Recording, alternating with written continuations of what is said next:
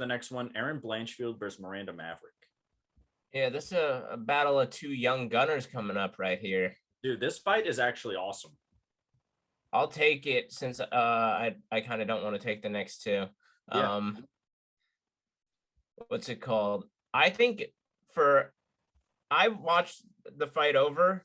Miranda Maverick beat Macy Barber. So she beat her so obviously. She beat her like I don't know what judges that was like, I get it. Close fights aren't robberies, but that was in my opinion, that was a robbery. I'm glad you say that because I always say that people have like, I'm much more lenient with the term robbery, I think. So I'll constantly be like, oh, I always talk about Bobby Green getting robbed, and he's been robbed more times than not. But yeah, I'm glad that you said that in this one. Yeah, but Erin Blanchfield, on the other hand, she's fucking dope on her own hand. Her only loss is to Tracy Cortez, who's killing it herself, you know? Yeah, great. She did well in Invicta. She got right into the UFC, and then she got that impressive win over Sarah Alpar.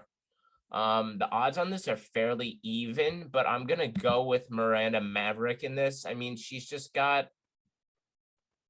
has experience with ranked 125ers already, and I think she beat Macy Barber, who is ranked 9-10. Like, I think so. Erin Blanchfield very well could be there or get there, but she's 22 years old.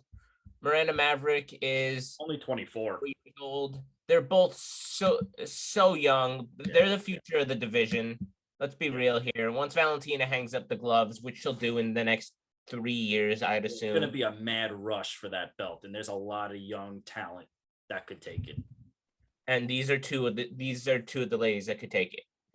So I could see both of them fighting for the title after Valentina hangs up the gloves. Definitely. So, I'm gonna take Miranda Maverick in this fight, but it really could go either way. Yeah, it's like a 50-50 basically. But I'm gonna start with Miranda Maverick. This is my stay away from of the night. Yeah, that's a great one. Stay away from this one. Got robbed. Miranda Maverick got robbed so bad in that fight against Macy Barber. I feel bad for her. She outstruck her 82-38. Stuffed five out of 6 of her above Barber's takedowns. It was a true robbery, and that was all thanks to a dear friend of the podcast, Sal D'Amato, possibly the worst referee of all time.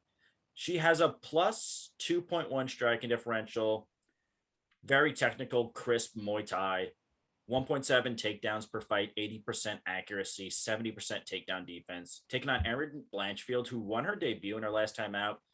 Dan said it before, she fought in Invicta. She beat the likes of Kay Hansen, Victoria Leonardo, and then she did lose a split decision to Tracy Cortez. She has a background in BJJ with a black belt, longtime kickboxing background as well. Both fighters are very similar, super well-rounded with Muay Thai backgrounds or kickboxing backgrounds. They're the same. They're like cloned copies of each other, basically. Yeah, they both are BJJ practitioners, and then one's a Muay Thai, one's kickboxing. It's like practically the same thing.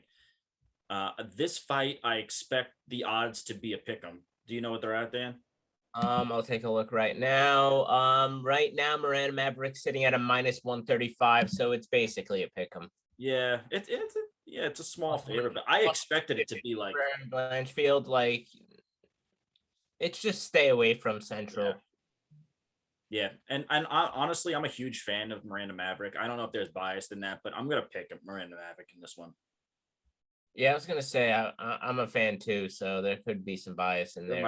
There might be a little bias, but you know what? That's good sometimes. So we're both agreeing. We're both gonna go with Fear the Miranda Maverick.